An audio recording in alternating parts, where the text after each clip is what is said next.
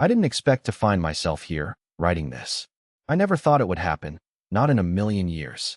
But here I am, sitting in my dimly lit apartment, the echoes of a life I once thought I understood now haunting me with every word I type. I've always been a guy who tries to keep things simple. My life wasn't filled with grand moments or fancy dates. I wasn't rich, I didn't travel the world, and I certainly wasn't the life of the party. But I had something more valuable than all that. I had consistency. I had a life where I knew where things stood, where I knew who I could trust. Or at least, I thought I did. It wasn't until last Saturday that everything began to unravel. To this day, I still don't know what made me decide to go to that party, when I wasn't even invited to. But for whatever reason, I told myself I'd tag along, just to see what my wife was up to. It wasn't like her to drag me along to social events like these. In fact, she preferred I stayed out of it. But she made the exception this time, perhaps out of some lingering guilt I'd sensed over the past few months. I didn't even bother getting dressed up. I wore my usual clothes, faded jeans, a simple t-shirt, nothing fancy. She was different, though. She was dressed to impress, something I hadn't noticed before, not like this. The way she twirled in front of the mirror, fixing her hair, adjusting her dress. I could feel the tension in the air, a kind of unspoken shift that I didn't fully understand yet. When we arrived at the venue, a dark, exclusive lounge on the edge of the city, I couldn't shake the feeling that I was just there. I wasn't needed. I wasn't important. Everyone seemed to know each other, and I felt like the outsider, just existing in the background. It didn't bother me at first. I wasn't the kind to make waves. But then something shifted. I don't know what it was. Maybe it was the way she kept glancing at her phone, or the way her smile felt forced when she introduced me to her colleagues. For a moment, I thought about leaving, just walking out and going home, but I stayed. I was committed, right? I had to be supportive.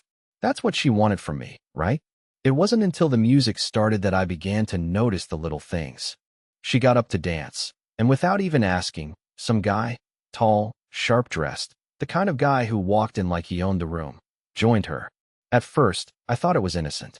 Just two people enjoying a dance. Nothing more. But as the song went on, something about their closeness started to eat away at me. The way his hand rested on her lower back. The way she laughed at something he said, her eyes twinkling in a way I hadn't seen in months. There was a spark there that I hadn't seen in years. I stood at the bar, nursing a drink, watching them. It wasn't jealousy, not exactly. I wasn't the type to get possessive. But there was something about that moment, about watching them together, that felt wrong. It felt like I was invisible. I could have walked over. I could have said something, but I didn't.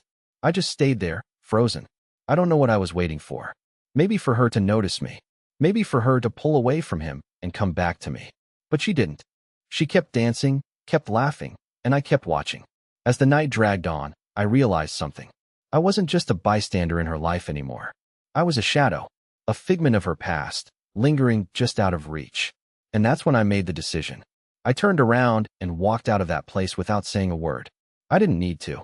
The truth had already hit me hard enough to shatter everything I thought I knew about our relationship. I wasn't going to chase her anymore. I wasn't going to beg for her attention. I was done. But what I didn't know, what I couldn't have known, was how much more complicated this would get. That night would mark the beginning of something darker, something deeper. And I was only just starting to realize how far this rabbit hole would go. The night was cold when I left the lounge. I didn't even bother checking my phone. Not that anyone would have reached out anyway. As I walked down the empty streets, the neon lights reflecting off the wet pavement seemed to mock me. I wasn't sure where I was going. I just needed space. Space from the noise, the music, and, most of all, from her. I found a small park a few blocks away and sat on a bench, my mind swirling with confusion. I had a million thoughts running through my head, but one thing kept rising above the others. What had I just witnessed?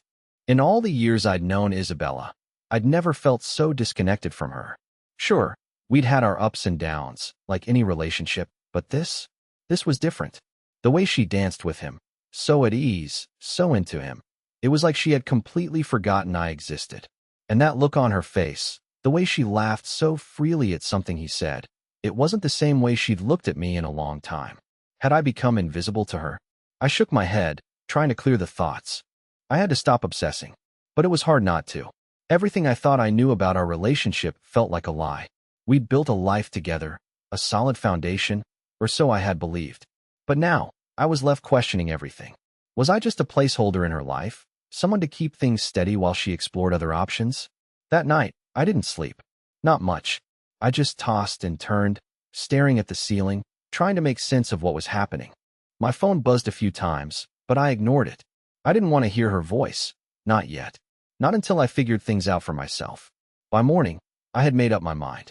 I couldn't keep pretending. I had to confront her. But as I got dressed and prepared for the inevitable conversation, something gnawed at me. What if I was wrong?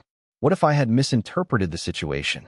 I wasn't one to jump to conclusions, but the feeling of betrayal, it was so real, so heavy. I decided to give her the benefit of the doubt. Maybe it was nothing. Maybe I was just overreacting. But the more I tried to convince myself, the more doubts crept in.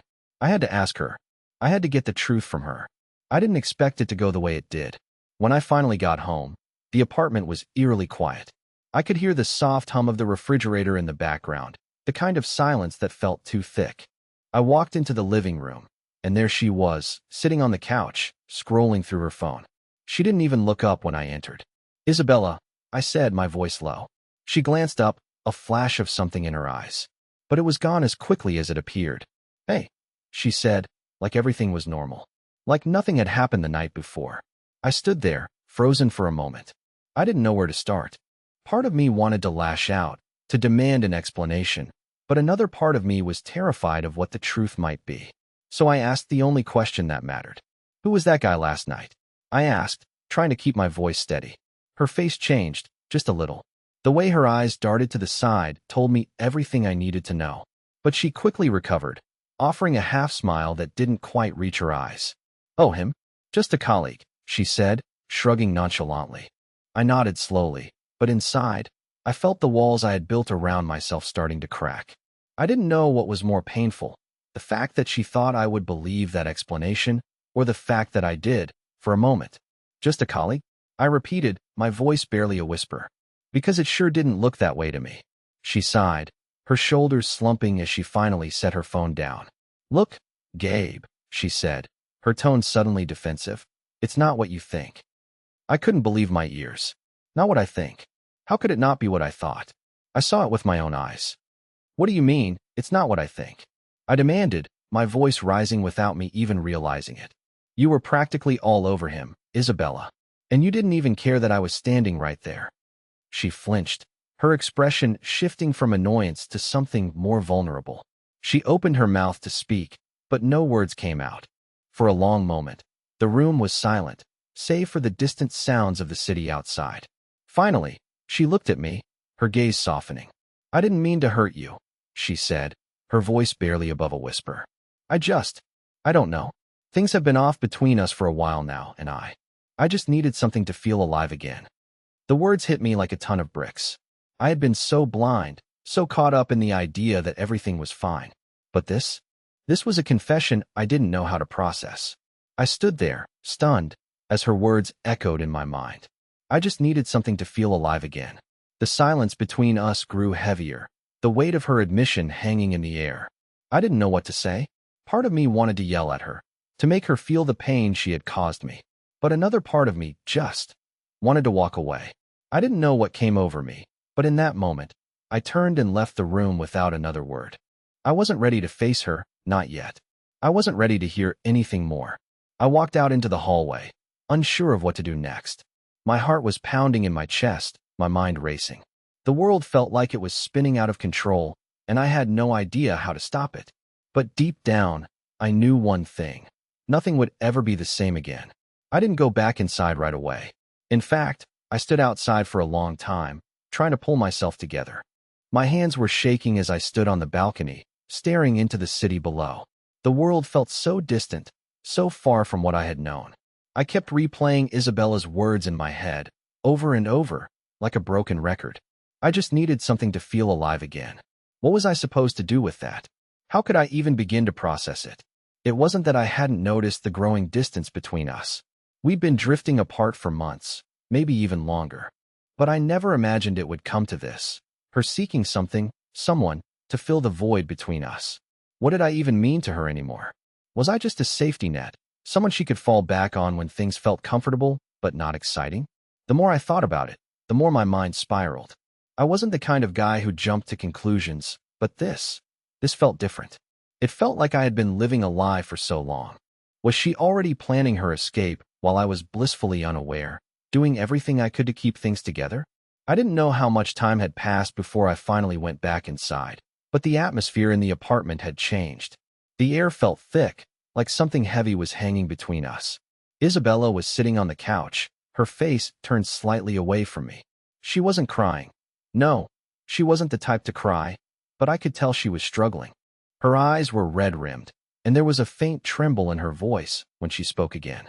"Gabe, I didn't want it to come to this," she said softly, not looking at me. I just stood there, my arms crossed tightly across my chest. I wanted to say something, anything, but all I could do was stare at her. How had we gotten here? Where had it all gone wrong? "I just don't feel like I'm being heard anymore," she continued, her voice shaking. "I don't know when it started, but I've been trying to make myself feel something again. And I thought maybe he could give me that spark." I couldn't believe my ears. A part of me wanted to scream, to lash out, but I held it in. This wasn't the time for that. This wasn't about my anger anymore. This was about the cold, ugly truth of what had been happening in the dark corners of our relationship. She had been looking for something, anything, that would make her feel alive, and I had been too blinded by my own comfort to see it. "I wasn't enough for you, was I?" The question slipped out before I could stop it. My voice sounded distant, like I wasn't even there, but the words hung in the air between us. "I never knew I wasn't enough." She flinched at the question, like it cut deeper than anything else I had said. She opened her mouth to speak, but the words failed her. Instead, she just stared at me, her lips trembling as if she were searching for the right thing to say. But there was nothing left to say. Not anymore. "I didn't want to hurt you, Gabe," she said, her voice barely a whisper. "I didn't know how to fix this, how to make it better. I didn't know who to turn to anymore." I closed my eyes and exhaled slowly, feeling a wave of cold wash over me. She hadn't turned to me. She hadn't even tried to talk to me. She had turned to someone else, the stranger, the one who made her feel alive again. And I was left standing here, the last person she ever thought would hurt. I stood there, still processing everything she had said, trying to make sense of it. But I was suffocating, trapped in the weight of the realization that nothing was ever going to be the same. "I can't do this anymore, Gabe," she whispered, and it was as if she was breaking with each word. "I can't pretend everything is fine when I know it's not." I could feel the ground beneath me shifting. This wasn't just a conversation. This wasn't just an argument. This was the end. The end of the life we had built together, the end of the trust one thought we shared. She had already checked out, emotionally, long before that night. The silence that followed was deafening. I wanted to say something, anything, to make her realize the gravity of what she was saying. But I couldn't. What was there to say? She had already made her decision, and deep down, I knew it. I wasn't the man she wanted anymore. I wasn't the man she needed. I turned to leave the room, but then something strange happened. I stopped. Something inside me shifted. This wasn't the time to walk away. This wasn't the time to shrink into the background. I turned back to face her, locking eyes with the woman I had loved for years. I wasn't angry anymore. No, I was done being angry. I was done pretending I didn't see what was happening. "If you're not happy, then go," I said, the words cold and final. "I'm not going to fight for something that's already over." For a moment, I saw a flicker of regret in her eyes. But it was too late. The words had been said, and there was no taking them back. She didn't say anything else. There was nothing more to say. So, I turned and walked away. And this time, when I closed the door behind me, I wasn't just leaving the apartment. I was leaving the version of myself that had clung to a marriage that was already dying. I was done. And I knew, for the first time in a long time, I was going to have to rebuild myself again. But this time, I wasn't going to let anyone else's expectations define who I was.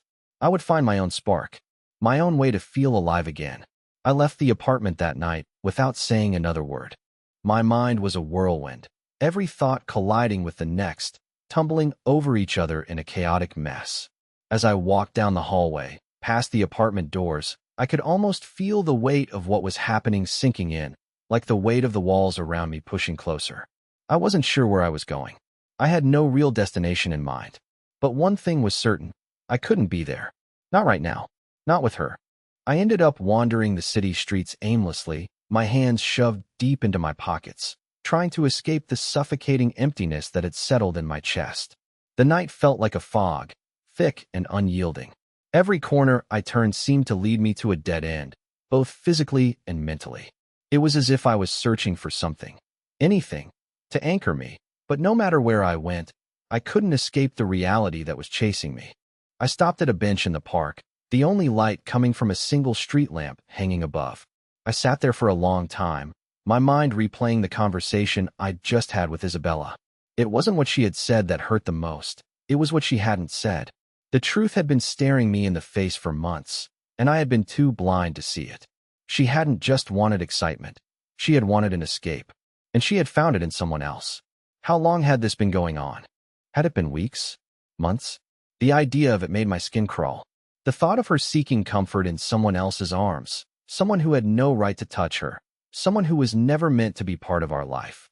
How could she do that? How could I have missed it? I thought back to all the little things I had ignored, the nights she came home late, the way her attention drifted when we talked, how she would smile at her phone more than she smiled at me. I had convinced myself it was just the pressures of life, the demands of her career, the stress of everything building up. But now it all made sense. She had checked out, long before I'd noticed. She had already made her decision to pull away from me, and I had been too wrapped up in my own excuses to see it. As I sat there in the darkness, I realized something even more painful. I didn't know who she was anymore. The woman I had married, the woman I had fought for and supported through every twist and turn of life. She was gone. In her place was someone else, someone I didn't recognize, someone who was willing to throw away everything we had built for a moment of feeling something, anything. I didn't want to admit it, but the truth was clear. I wasn't enough for her. I hadn't been for a long time. And now, I had to face the fact that she had moved on, in more ways than one. When I finally returned home hours later, the apartment was still quiet, the tension between us thicker than ever. Isabella was in the same spot I had left her, though now her posture was different. She seemed smaller, more fragile. She looked up when I entered, her face softening at the sight of me, but I couldn't look at her the same way anymore. For a moment, I thought maybe I could still salvage something. Maybe we could talk, find a way to rebuild, to start over from here. But the words never came. There was nothing left to say. The silence in the room was louder than anything we could have spoken. "I'm not sure what I'm supposed to do with all of this," I said, my voice flat. I wasn't angry anymore, not in the way I had been earlier. I was tired. I was broken. I don't know what happens next. She stood slowly, as if she was considering what to say, but there was nothing she could offer me that would make this better. She walked over to me, her movements slow, almost hesitant, like she was trying to gauge my reaction. She reached out, touching my arm lightly, and for a moment, I felt a flicker of the past, the tenderness we once shared. But it was fleeting, gone in an instant. "I never meant to hurt you, Gabe," she whispered, her voice trembling. I didn't know what else to do. I thought I could keep it together, but I couldn't. I couldn't pretend anymore. I didn't know what to say. I didn't want to hear the excuses. I didn't want to hear how she had been struggling or how she had thought she could make it work. It didn't matter anymore. The damage was done. We were both standing on opposite sides of a chasm, and no amount of words could bridge that gap.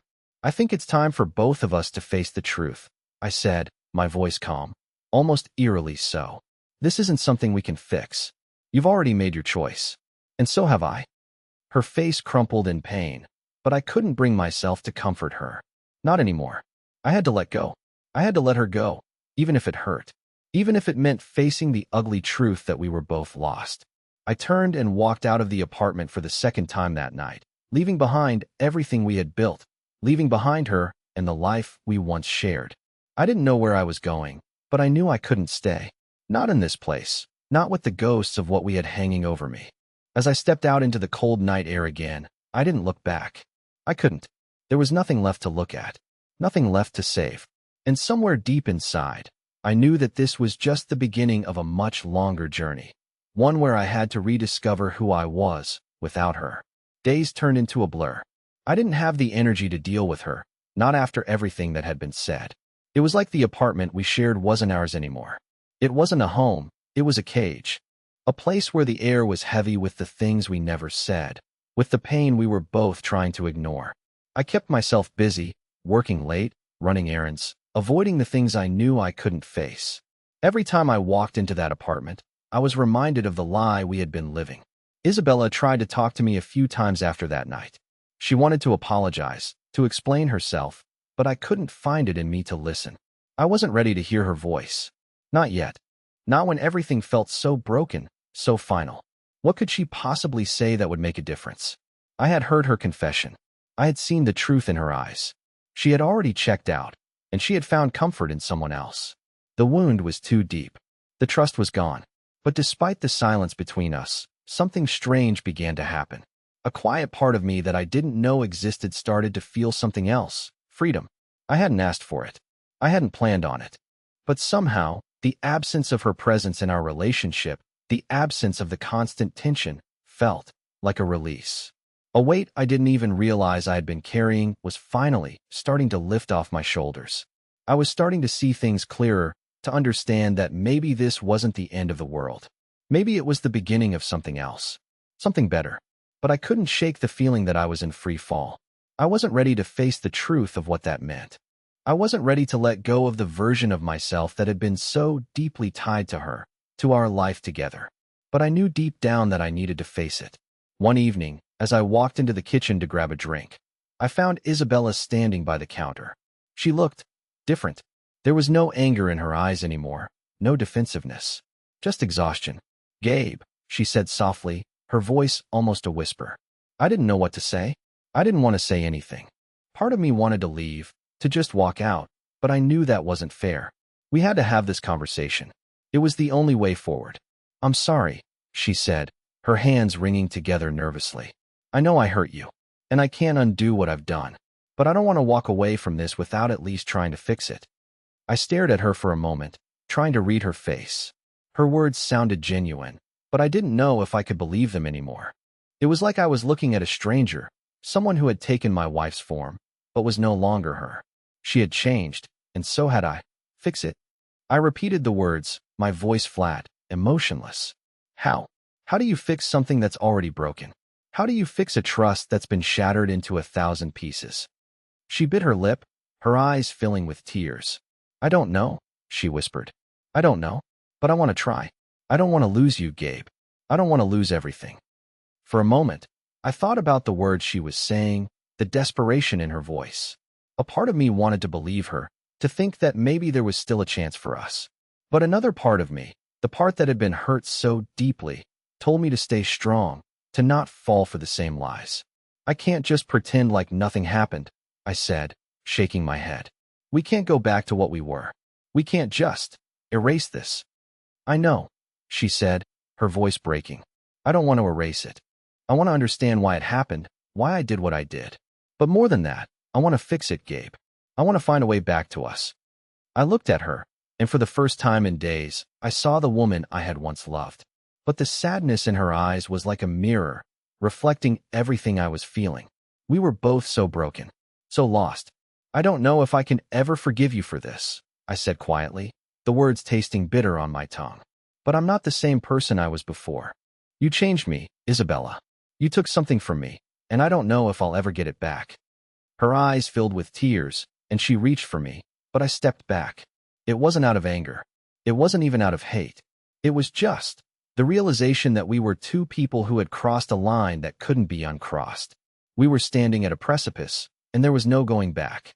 "I don't want to hurt you anymore," she said, her voice barely audible. "I don't want to lose you. Please, Gabe." I felt a pang of sympathy for her, but it was drowned out by the overwhelming feeling that it was too late for us. Too late for apologies, for second chances. The damage had been done, and no amount of tears or words would change the fact that we had already lost each other. "I think we need space," I said, my voice firm. "I need space." She nodded, looking away as her shoulders sagged in defeat. There was nothing left to say, nothing left to do. The silence between us was louder than any argument could have been. I turned and walked out of the room, not knowing where I was going or what I was going to do next. But in that moment, I realized something. I was free. Free from the woman who had once been my everything. And even though the pain was still raw, I knew that I had to keep moving forward. For my sake, and for hers. There was no going back. And maybe, just maybe, that was a good thing. The days that followed felt like they didn't belong to me anymore. I would wake up in the morning to the same apartment, the same empty space where she once was, but it all felt different. It felt foreign. I kept busy, losing myself in work, in trivial distractions that allowed me to avoid confronting the gaping hole in my life. It wasn't that I was numb, but I had begun to feel the weight of everything we had lost settling on me, piece by piece. Isabella gave me the space I had asked for. At first, it felt like a relief, like I was finally free from the suffocating tension that had hung in the air between us. But then, the silence took over. She didn't reach out to me, didn't text or call, and even though I had asked for this distance, the absence of her presence became more unsettling with each passing day. It was as though we were ghosts in the same house, living parallel lives without ever intersecting. I found myself at the bar one evening, alone, nursing a drink. I wasn't looking for anything, just a change of scenery, a way to break free from the monotony of my own thoughts. The bartender, a friendly woman with dark brown eyes, caught my attention as she slid a glass of whiskey across the counter to me. "You look like you're carrying the weight of the world," she said with a half-smile. I chuckled, though it felt more like a sigh than anything else. "You have no idea." I had been keeping everything inside, bottling up all the emotions that had threatened to overflow. I didn't want to burden anyone with my pain. But here, in this noisy, dimly lit place, I felt a strange comfort in just being anonymous. I didn't have to explain myself. I didn't have to answer anyone's questions. I could just exist. The bartender raised an eyebrow. "You sure? Because if you ever need someone to talk to, I'm here." I smiled, a genuine smile this time, and shook my head. "Thanks, but I think I need to figure things out on my own." She gave me a small nod and moved on to another customer. But her words stuck with me. "I'm here." For a moment, it was like I was allowed to be human again. I wasn't just the guy who had been betrayed. I wasn't just the man who was trying to figure out how to move on. I was someone who had a story, someone who deserved to be heard, even if only for a few minutes in a bar. As I finished my drink and left the bar, the cool night air hit me like a slap. I needed to think. I needed to make some decisions. I couldn't just keep drifting through life, pretending like everything would somehow magically get better. I had to take control, to figure out what came next. I decided to go home, to face what was left of our life together. When I opened the door to the apartment, the silence was deafening. Isabella's things were still scattered around the apartment, just like they had always been, but somehow they felt out of place now. They felt haunting. I walked into the living room, then to the kitchen, before stopping in front of the door to our bedroom. I hesitated. I wasn't sure what I was expecting, but when I pushed the door open, I froze. Isabella was sitting on the edge of the bed, her back to me. She didn't hear me enter, but I could feel the tension radiating from her. The weight of her silence was almost palpable. She had been waiting for me to come back, I realized. She hadn't given up on us, not entirely. "I didn't think you'd come back," she said without turning around, her voice shaky, like she had been holding it in for too long. I stood there for a long moment, the air thick with words unsaid.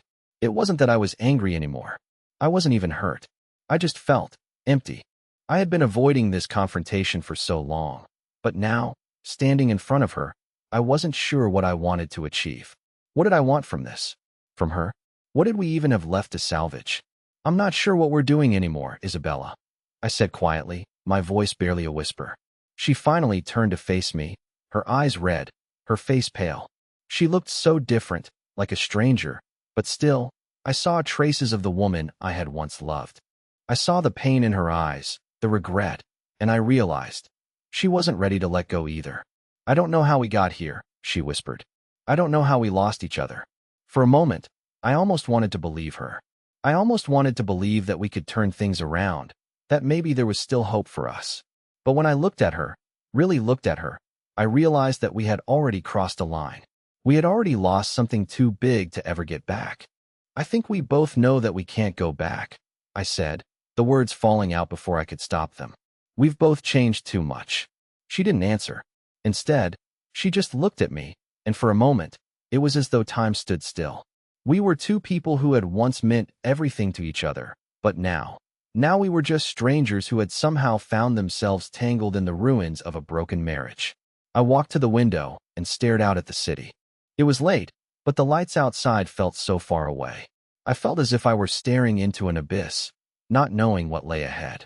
I had no idea what my future looked like, but one thing was certain. I wasn't going to waste any more time pretending. I think it's time for us to be apart, I said, my voice steady. I need space. I need time to figure out who I am again. Isabella didn't argue. She didn't say a word. She just sat there, looking at me, her eyes full of unshed tears. I didn't know what was left to say.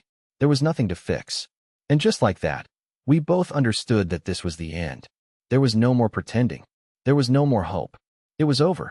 And somehow, in that moment, I realized I was free. The days after that conversation felt like I was walking through a fog.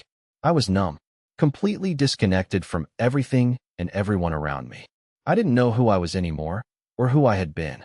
The person who had been so invested in trying to fix everything, to hold on to a marriage that was no longer mine, was gone. But in his place was a man who wasn't sure of anything, not even himself. I continued with the same routine, waking up, going to work, coming home, but it all felt hollow.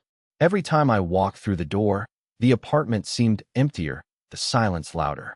Isabella and I had become ghosts in each other's lives, merely existing side by side, but never truly seeing one another. She didn't push me. She didn't plead for me to stay.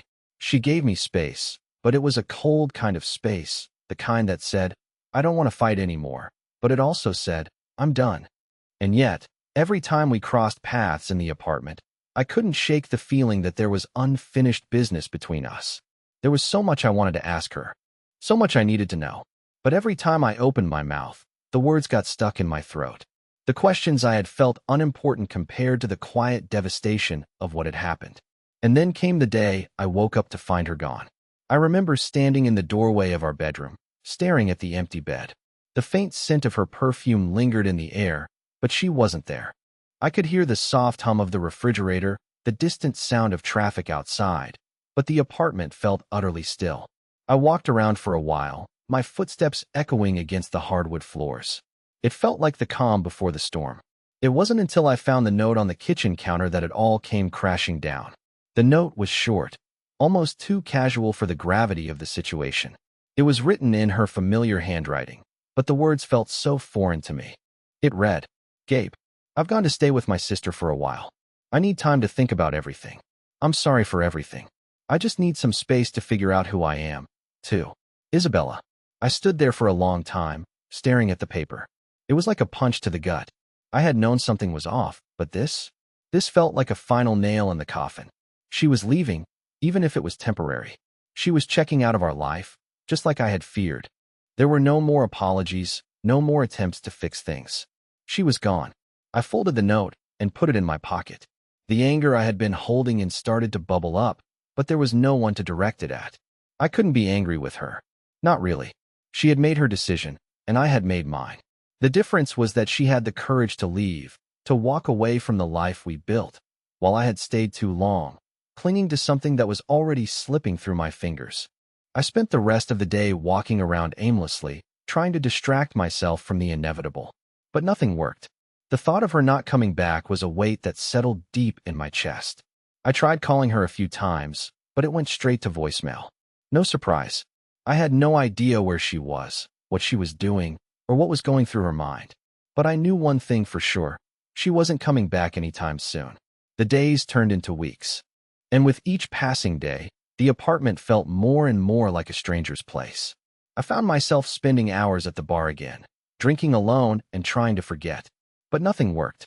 Not the alcohol, not the distractions, not the hollow conversations with strangers.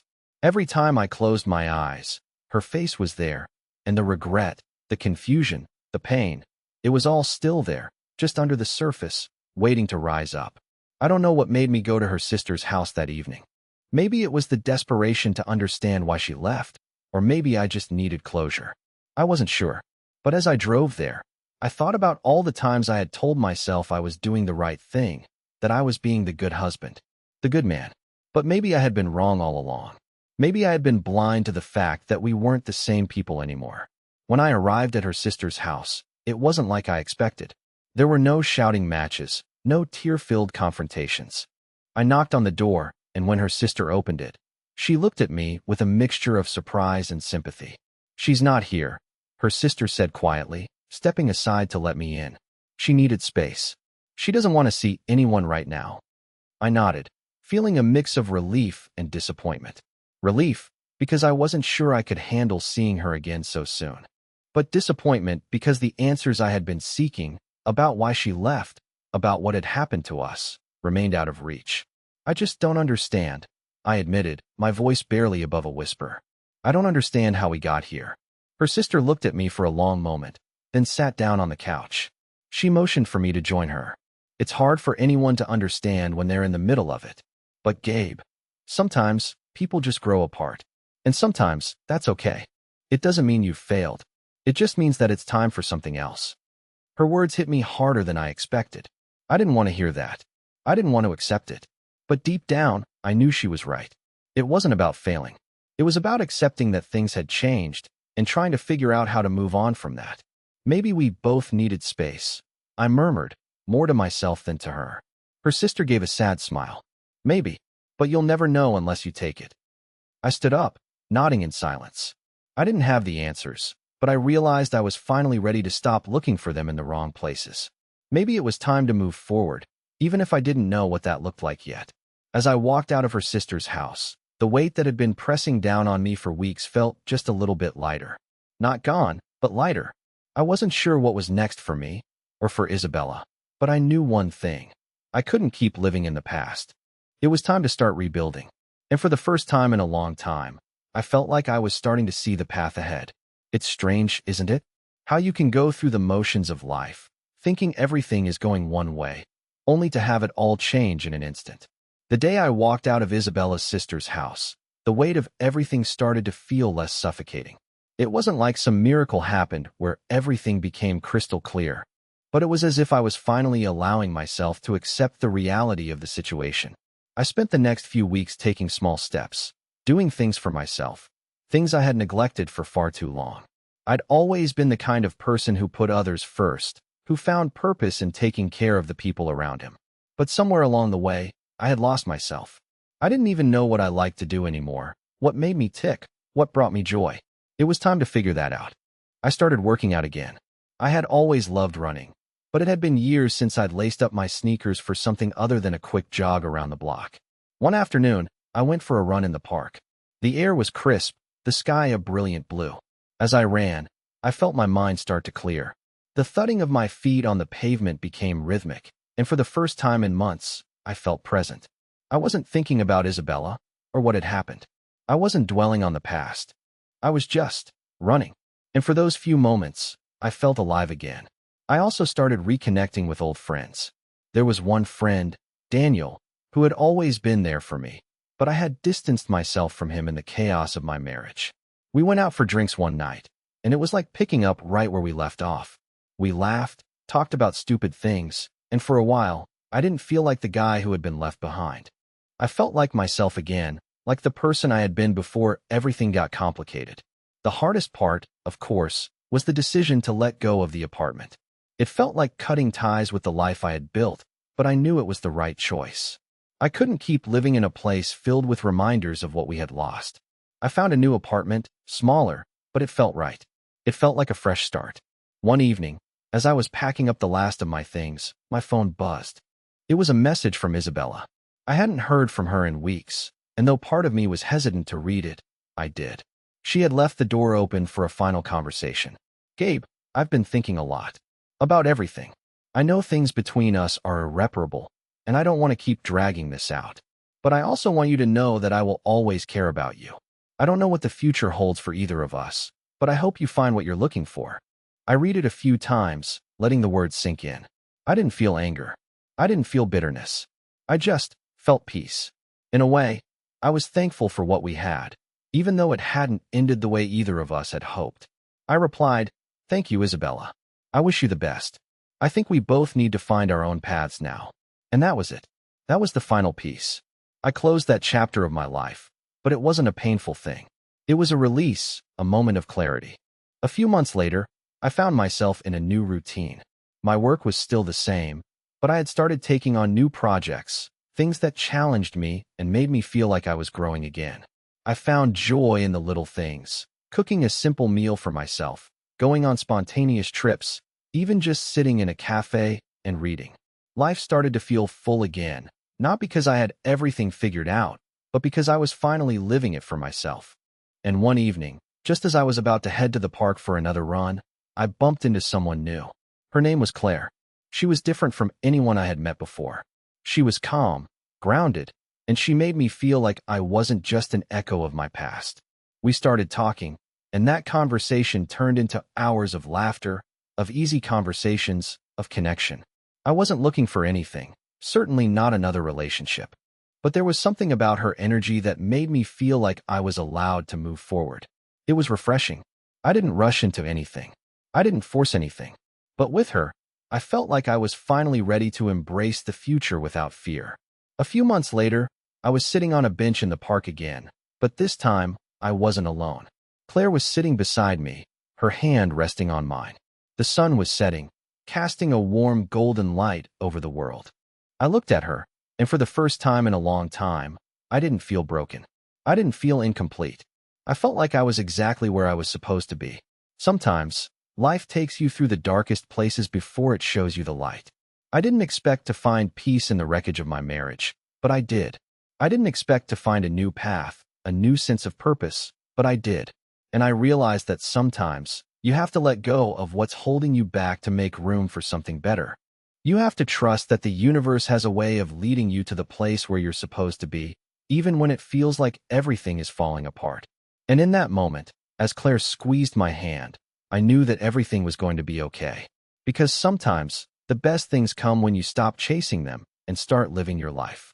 I had finally found my way back.